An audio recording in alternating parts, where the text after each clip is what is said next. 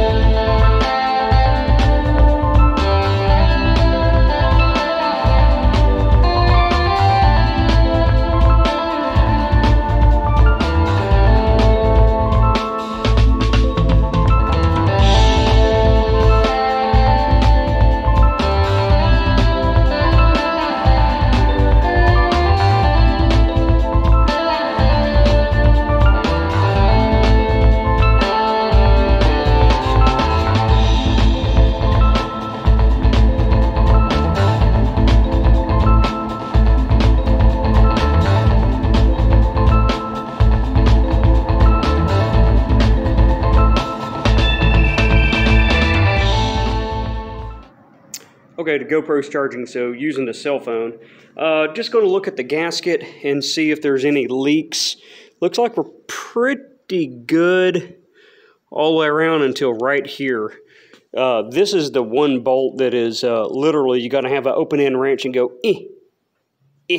turn around, all the way down. So yeah, that's the least fun one. So at least with me doing the engine, I can have it out and make sure I get it in. But if that's in the engine, the starter's also over here. And that one is just, that one's a nightmare to do in vehicle. Anyways, yep, that's what we got right there. I'm going to continue disassembling it and actually get somewhere. This gasket actually is in pretty good condition. I put it on a few years ago. So I got to research gaskets. I think I like this one better than that other one that I had, one of the recommended ones, because you can actually take this off without it ripping.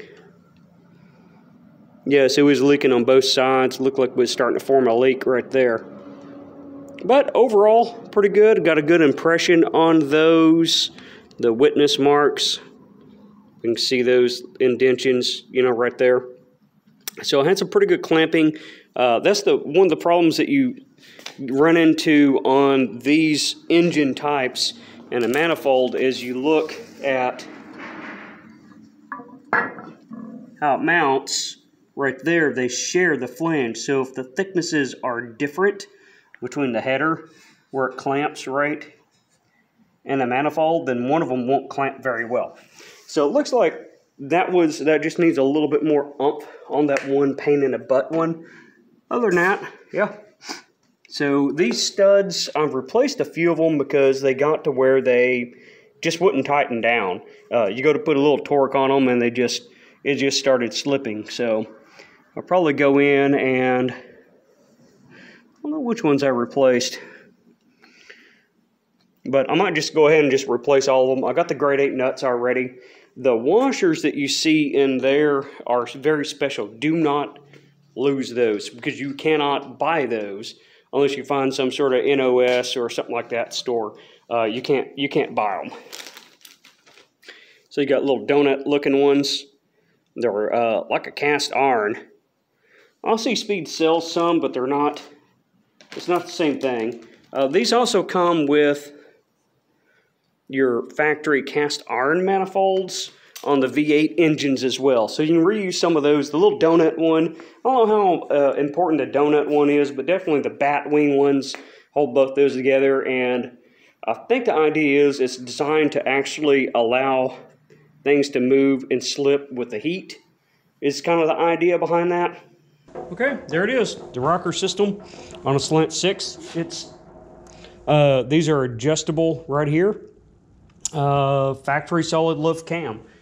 Everything looks clean, but you know, I didn't rebuild it all that long ago. You know, 10 years, and I kept good care of it, so we don't see any sludge or down in there. So good oil changes. I don't know how many miles, probably at least 20, maybe 25,000 miles on this engine. So, I mean, we do have a little bit of stuff in there. What I can do here is just go through and do another thorough cleaning on these. And, yeah, that's it. Looks like we were sealed up pretty good on this cork gasket. I'm not a big fan of them, but not too many options. You can get that crappy, they say molded rubber, but it's not, it's not the good molded rubber. It's that fiber or whatever, rubber coated fiber junk. Right, so it looks like what I did, I put a little bit of black silicone on one edge. That's probably why it's sealed pretty good, is because of that. I mean, I've had leaks in the past here, so.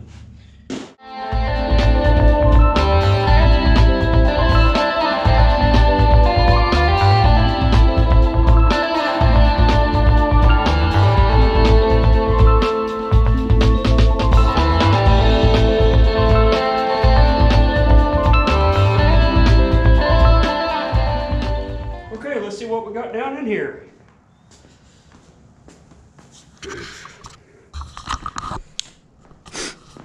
Guess I could have put you on the other side. All right, so I know I had some dripping in there, but that I'm not sure that was just dripping. Got water in that hole. It should be stuck real good to one side or the other. Might have to wipe this down real good. I'm looking for leaks across here. Something like that. This lifts up awful easy. Which don't mean anything, probably overthinking that. See if we're stuck real good over here? That's what I would expect. Oh. To drop it. Okay, so I'm going to wipe this down a little bit and examine it a little bit further. I don't like that water antifreeze kind of rusty stuff down on top of my lifters, but I mean, it's probably when I lifted that head up. All right, so this is what we got with a Slant 6 right there. The bores. Yeah, my bores are good and clean. It's got a little carbon in top, so I'll probably go in and clean that out. But you can see maybe, let me get a little more light over here. But you can see about where the ring comes up. These pistons sit way low in the bore, like what you can see there. I mean, it's probably not at top dead center right there, but we're going to be pretty close. You can just kind of see in there. I can still see cross hatching in it. I don't know if, I can't see the screen, so maybe I'll get a picture on my phone, dial it in. Yeah, not bad. Not really seeing any rust. Looking at the deck, yeah, I can tell this thing needs deck. It just has that kind of a crummy look to it. Okay, let's look at the picture here of the deck. So as we can see, that it's not supposed to look like this. All the little pitting and everything, you know, over in here, all this, it's not supposed to look like that at all. So basically on this cylinder from here to right about there, it looks like it had leakage. I don't think it leaked across there. It looks like the steel rings around the cylinders did their job, but we can see right around in here, there was still some leakage. So this just indicates that the deck of the block and the deck of the head just were not square. That's all there is to that. So we're going to fix that. I also want to note the piston, this is roughly at top dead center, so we see how far down it is in the hole. I did some measurements on that, but I'll get into that whenever I start analyzing the cylinder head. That's going to be important because I need to know how much I would need to take off the deck of the block and the deck of the head to achieve the compression ratio that I want for the cam that I'm selecting. Okay, the next little step I'm going to do on tearing the engine down is getting the lifters out. Now this is a solid flat tappet cam, so the technique I'm going to show you about keeping the lifters in order is something you can use whether it's a hydraulic or a solid lift cam. And the reason you want to keep these in order is if you're going to reuse them. At this point, I don't know if I'm going to reuse them or not, so if you mix them up, you can't reuse them. So here's a trick that I got right here. So I got this stick right here, and I drilled, it's a 1 inch, well, 0.9, so a 1 inch little hole down in through those, not all the way through, and what I can do is I can take the lifter and put them in the exact order, right? So I have this mark for cylinder 1, 2, 3, 4, 5, 6. So whenever I take the lifter out of there, take the lifter out of there, so on and so on and so on, then I'll set it over here all the way. That way, nothing disturbs them. And I go to clean them or whatever, I can clean it and put it right back in there. All right, let's take a peek at a lifter. Okay, lifters, they reside down in there, right? Those 4, of course, there's more than that. That's where they're at. This is why I have to take the head off to get the lifters out, because there's no provision in the side of the block, at least on the later model block. Early model blocks actually have plates on the side where you can pull those out. So, like I said, I'll just pull them out and keep them in order. Another thing I want to note, I've played around with cleaning the top of this piston. So it is a 20 over piston right there. I've numbered it with a 2 because it's number 2 piston. I'm going to do that on all these pistons. That way when I go to pull them out, I can put them right back in the same hole. I know that's not super critical, but that's just one of the little things I like to do, is put everything back, you know, on a running engine. If you're reusing parts, try to put them back where they come from, right?